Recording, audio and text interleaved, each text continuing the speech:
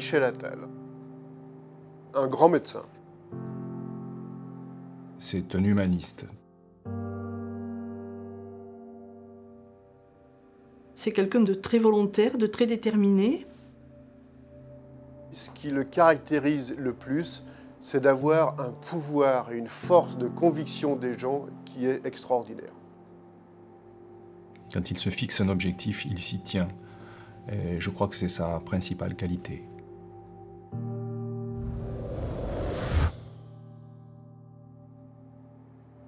C'est un passionné, je crois, Michel. Que ce soit dans la partie médicale où il a été pendant 30 ou 35 ans, ou maintenant dans des fonctions qui sont plus administratives, je dirais, il est capable vraiment d'enthousiasmer les gens. Savoir choisir ses collaborateurs, savoir trouver les moyens pour arriver à ses fins et savoir agréger autour de soi des équipes pluridisciplinaires.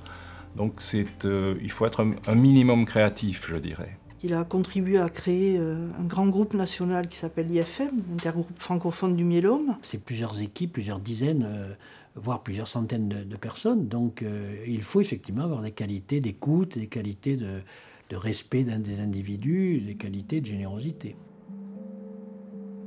Il a fait faire des progrès dans le traitement du myélome, et en particulier du myélome du sujet jeune, comme on dit. C'est la personne qui a le plus fait avancer le traitement de cette maladie chez les sujets jeunes dans le monde, très honnêtement. Il veut guérir le myélome, ça me paraît atteignable comme objectif aujourd'hui.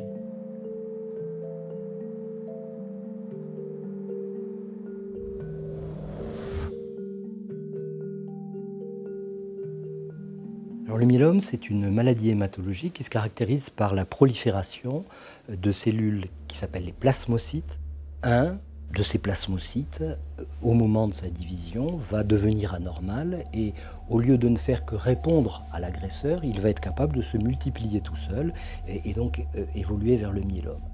C'est une maladie difficile pour les patients parce que extraordinairement douloureuse, ces fractures osseuses font mal, parce que très difficile à traiter par les moyens conventionnels, parce que les globules sont bas et que généralement les médicaments qu'on utilise pour traiter ce type de cancer ont encore tendance à faire tomber les globules, donc on est dans une situation de traitement qui est difficile, et puis particulièrement difficile parce que un certain nombre d'organes importants sont atteints, le rein, le cœur, on a tout un tas d'infections provoquées, donc ils font que pour les patients, cette maladie est vraiment difficile.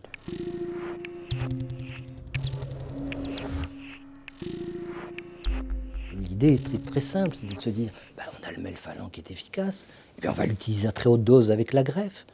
Et peut-être qu'effectivement, on va détruire beaucoup plus de cellules plasmocytaires anormales qu'avec nos petites doses de melphalan.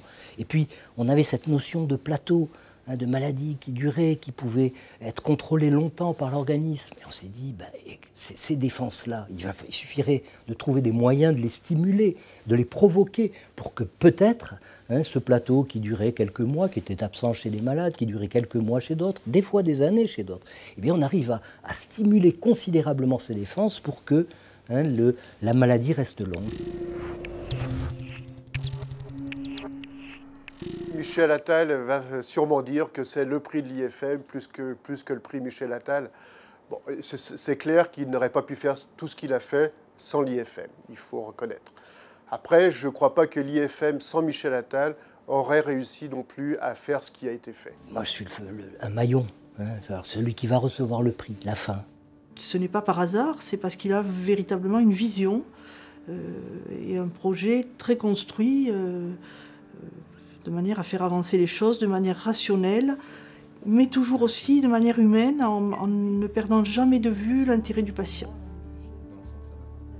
Notre objectif, c'est clairement de guérir le myélome. Et je suis sûr que sur les programmes 2017, ce qu'on est déjà en train de travailler, de négocier avec les compagnies, avec les laboratoires, nous disposons de médicaments nouveaux qui nous permettent de faire des choses qu'on ne pouvait pas faire jusqu'à présent. On peut faire mieux que le melphalan haute dose. On peut faire des traitements d'immunostimulation qui contrôle la maladie de manière beaucoup plus importante que ce qu'on ne faisait.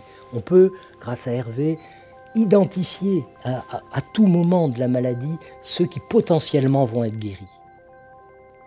Ici, je veux que l'essai 2017 soit un essai qui aura comme objectif des taux de guérison.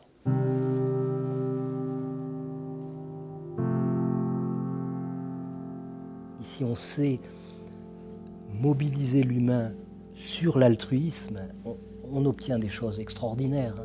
Quand on arrive à réveiller ça, l'homme, c'est un miracle, c'est un miracle.